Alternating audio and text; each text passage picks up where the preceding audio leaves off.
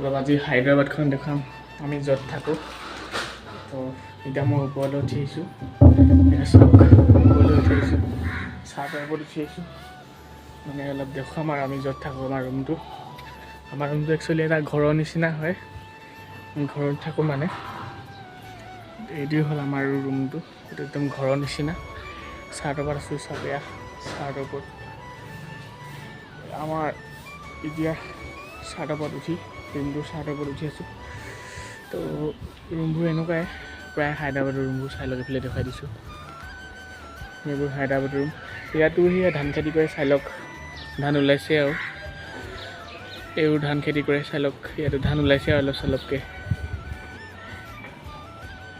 বহুত ধান খেতি কৰে ইয়াতো, এইবোৰ চাওক ধান খেতি। তাৰপৰা এইবোৰ হ'ল ৰুমবোৰ, আমি ইয়াতে থাকোঁ আৰু আমি থকা জেগাডোখৰ একচুৱেলি গাঁৱলীয়া জেগাৰ নিচিনাই, প্ৰায় মানে গাঁৱলীয়া মানুহ য'ত বসবাস কৰে মানে তেনেকুৱা ষ্টাইলৰ জেগাত আছোঁ।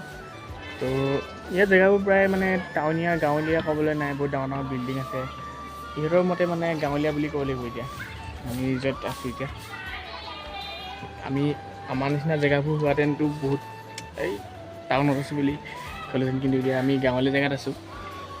গাঁৱলীয়া জেগাত আছোঁ যদিও বহুত ডাঙৰ ডাঙৰ ঘৰ, মানে একদম টাউনেই নিচিনা লাগে আৰু সেইফালে খেতি আছে, ডাঙৰ ডাঙৰ কোম্পানী মানে এনেকুৱা ডাঙৰ ডাঙৰ এপাৰ্টমেণ্ট বনাইছে, সেইবোৰে কোম্পানী।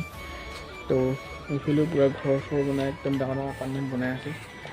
তো এইবোৰত আমি আছোঁ আৰু এতিয়া আমাৰ ইয়াৰ পৰা আপোনাৰ 2 কিলোমিটাৰমান যাব লাগে আমাৰ কামৰ জেগাটো। কাম মানে ধৰ আমি য'ত কাম কৰোঁ আৰু। তো আমাৰ ৰুমটো অলপ দেখাই দি বুলি ভাবিছোঁ, চাই লওক আমাৰ ৰুমটো। তো ইয়াৰ মাজতে আমি ৰুমত ফূৰ্তি ফাৰ্তা অলপ কৰোঁ, তো এনেকৈ ধেমালা কৰি ভাল লাগে, এনেকৈ থাকোঁ আৰু ইমান দূৰত আছোঁ যে ধেমালা কৰি থাকোঁ। তো ভিডিঅ'টো ইমান আছিলে, ভাল লাগিলে লাইক কমেণ্ট শ্বেয়াৰ ছাবস্ক্ৰাইব কৰি দিবলৈ নাপাহৰিব। Thank U.